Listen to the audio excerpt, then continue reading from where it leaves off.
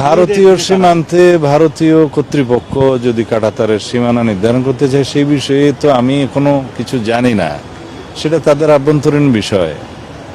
আর আমাদের পক্ষ থেকে সীমান্তে সবসময় বিজিবি সতর্ক অবস্থায় আছে।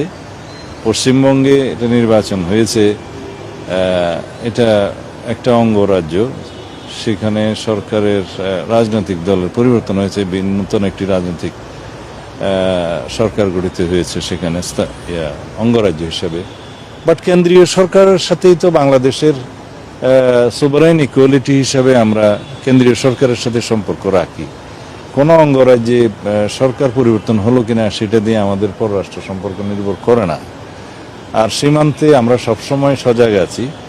সীমান্তে অনুপ্রবেশ বা অন্যান্য যে কোনো রকমের আইন শৃঙ্খলা পরিস্থিতি যাতে মোকাবিলা করা যায় সে বিষয়ে আমরা আমাদের অবস্থান সবসময় পরিষ্কার এবং আমরা সতর্ক আছি। আমাদের বিজিবি সতর্ক আছে। কিছু অপপ্রচারও আছে যেগুলো পুরাতন ভিডিও টিডিও, বিভিন্ন রাজ্যের পুরাতন ভিডিও টিডিও আমি শুনছি, বিভিন্ন কি যেন এটা অ্যাকাউন্ট থেকে এগুলো যাচ্ছে। বাট সত্যিকার অর্থে এরকম কোনো ঘটনা আমাদের নজরে আসেনি, পররাষ্ট্র মন্ত্রণালয়ের কাছে সে নজরে আসেনি।